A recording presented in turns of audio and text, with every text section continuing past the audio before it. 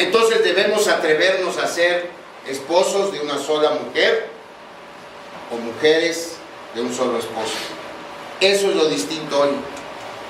Eso es lo diferente hoy. Y esa es precisamente la orden del versículo 3 de nuestro pasaje.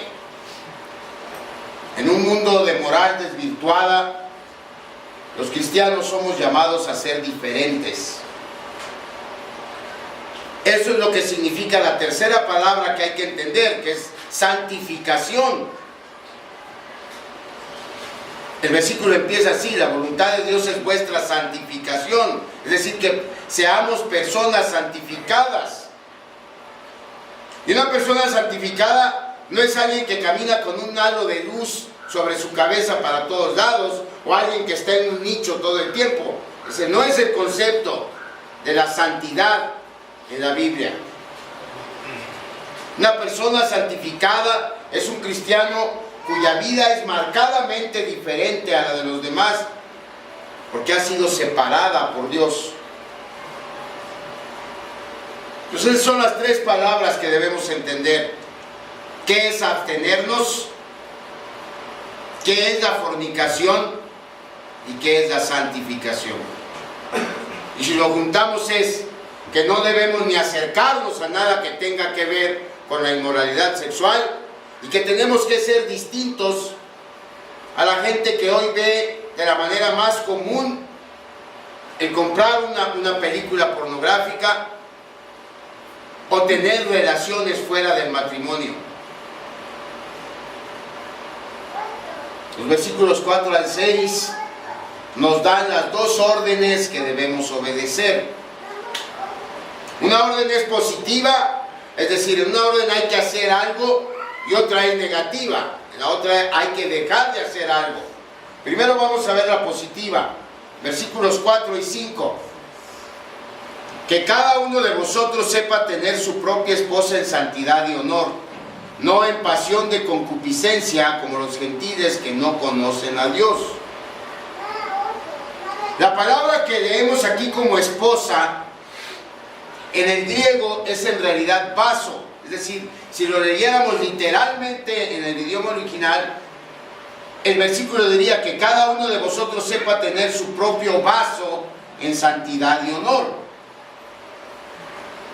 ¿Por qué está traducida como esposa? Bueno, si ustedes se acuerdan o recuerdan el pasaje de 1 de Pedro 3:7, ahí el apóstol Pedro dice que nuestras esposas son como el vaso más frágil.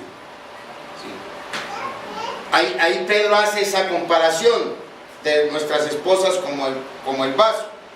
Los redactores de la revisión 60, que es la mayoría de las versiones que nosotros tenemos, infirieron entonces que Pablo estaba hablando de esposas, y por eso lo tradujeron así. Pero la realidad es que por el contexto del pasaje debemos entender que Pablo no se está refiriendo a nuestras esposas, se está refiriendo a nuestros cuerpos, que es la otra palabra que la Biblia usa como analogía para la palabra vaso. Es decir, cada que leemos en la Biblia la palabra vaso, o se refiere a nuestras esposas o se refiere a nuestros cuerpos. Y repito, por el contexto del pasaje debemos entender que Pablo estaba refiriéndose a nuestros cuerpos. De hecho, las versiones más recientes de la Biblia lo traducen así. Mire, le voy a leer dos de las versiones más recientes. La Nueva Versión Internacional traduce así este versículo: que cada uno aprenda a controlar su propio cuerpo de una manera santa y honrosa. Y la Nueva Traducción Viviente lo traduce así: como resultado, cada uno controlará su propio cuerpo y vivirá en santidad y honor.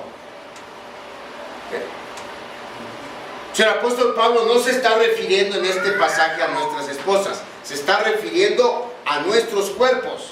Entonces, la primera orden es controlar nuestros cuerpos en el sentido de dominar nuestro impulso, que es un impulso natural a pecar.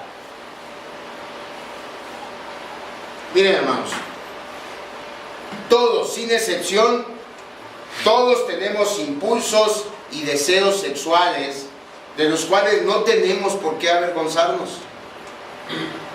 En primer lugar, porque fue Dios mismo quien nos diseñó con esos impulsos y con esos deseos. El deseo de conocer y amar a otra persona y de expresar ese amor físicamente no tiene nada de malo, no tiene nada de equivocado. Es parte de ser hombres y mujeres creados por Dios. Nuestros cuerpos son buenos, nuestras hormonas son buenas, nuestra necesidad de intimidad es buena, nuestros impulsos sexuales son buenos, no tienen nada de malvados. Lo que importa es lo que hacemos con esos deseos y con esos impulsos. Nuestra cultura tiene la postura de que debemos ser indulgentes con ellos, de dar rienda suelta a ellos, sin ninguna restricción, sin ninguna otra consideración aparte de satisfacerlos. Esa es la postura de nuestra sociedad. Esa definitivamente no es la postura de Dios. Dios estableció un marco dentro del cual podemos expresar y satisfacer nuestros deseos y nuestros impulsos sexuales contando con su bendición. Y ese marco es el matrimonio. Dentro de ese marco, la experiencia sexual es plena, es libre de culpas y tiene el significado más profundo para lo cual Dios creó el sexo, que es ser la manifestación física del amor emocional, intelectual y hasta espiritual entre un hombre y una mujer. Y cuando lo hacemos dentro de ese marco que Dios estableció, la experiencia sexual es una bendición. Fuera de ese marco, esta experiencia sexual se desvirtúa y entonces debemos asumir las consecuencias. ¿Cuáles son esas consecuencias? Son muy variadas. Desde una experiencia carente de significado que solo nos deja con una desilusión y la añoranza de encontrar en ella algo más que solo un ejercicio hormonal. Eso es una consecuencia y es triste. Que aquellas campanas que nos prometieron y aquellas luces que nos prometieron en realidad no estuvieron ahí. Pero esa no es la única consecuencia ni la más grave. Otra consecuencia es la paternidad no deseada. Y lo grave de esto es que no nada más nos afecta a nosotros, afecta a seres inocentes, indefensos, que ni la deben ni la temen.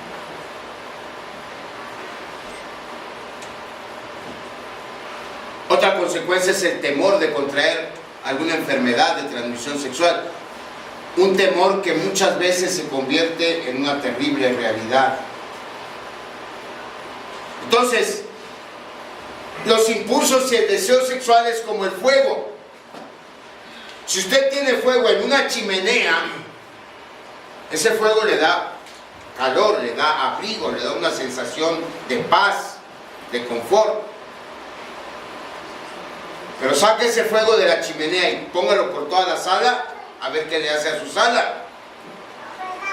Va a destruir su sala y luego no solamente su sala, se va a seguir con el comedor y con toda su casa. ¿Cómo podemos ser capaces de controlar nuestros cuerpos? La diferencia la hace, hermanos, conocer a Dios.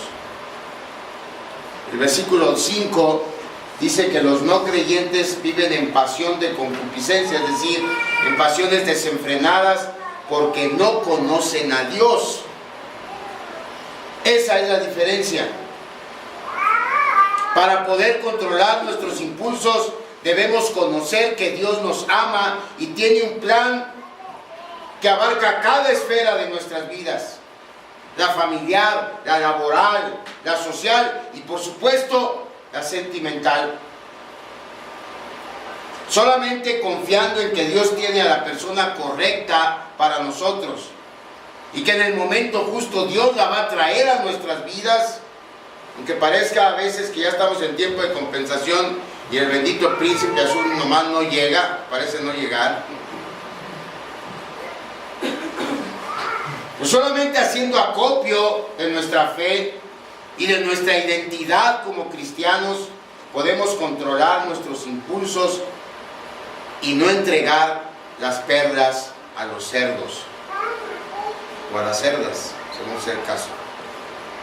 El chiste es que no podemos entregar algo tan significativo como nuestro amor expresado físicamente a alguien que no es la persona correcta, a alguien que no es la que Dios tiene para nosotros. La segunda orden es negativa, está en el versículo 6. Que ninguno agrave ni engañe en nada a su hermano, porque el Señor es vengador de todo esto, como ya os hemos dicho y testificado. El significado de este versículo lo podemos clarificar con varios ejemplos. Quiere decir, no engañes a tu hermano durmiendo con su esposa. No engañes a tu esposa durmiendo con otra mujer. No engañes a tu novio o a tu novia enamorando a alguien más. No engañes a tu futuro esposo o a tu futura esposa teniendo intimidad antes de tiempo, ni con ella ni con alguien más, menos. No engañes a tu familia viviendo una doble vida. Hermanos, la inmoralidad es así. Siempre se trata de engañar a alguien y casi siempre engañamos a alguien que de veras amamos. Cuando nos involucramos en cualquier tipo de inmoralidad sexual, invariablemente hay personas a quienes lastimamos. Y lo más triste de todo es que la inmoralidad sexual en todas sus variantes promete todo y no entrega nada. Solo un vacío que cada vez es más grande y que ilusamente queremos llenar con más inmoralidad. Y eso es como querer calmar su sed comiendo sabritas. ¿Cuándo?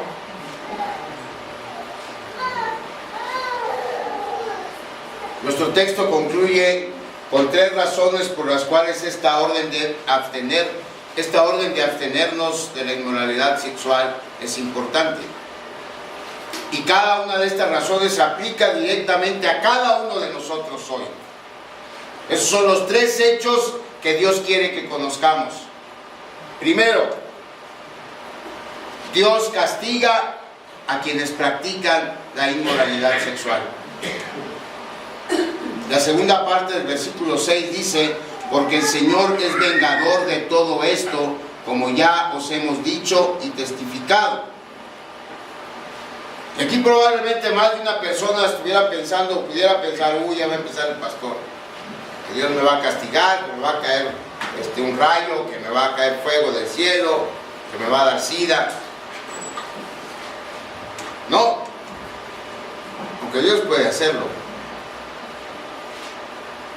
Pero fíjese que lo más terrible del juicio de Dios sobre nuestro pecado es cuando Él simplemente ya no hace nada al respecto. Dios nos advierte, Dios nos previene,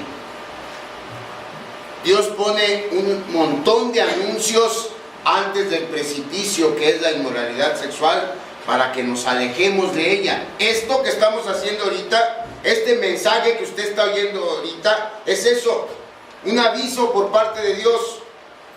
Aguas, porque la inmoralidad sexual es un abismo que está lleno de piedras puntiagudas abajo, y si te caes te vas a destrozar.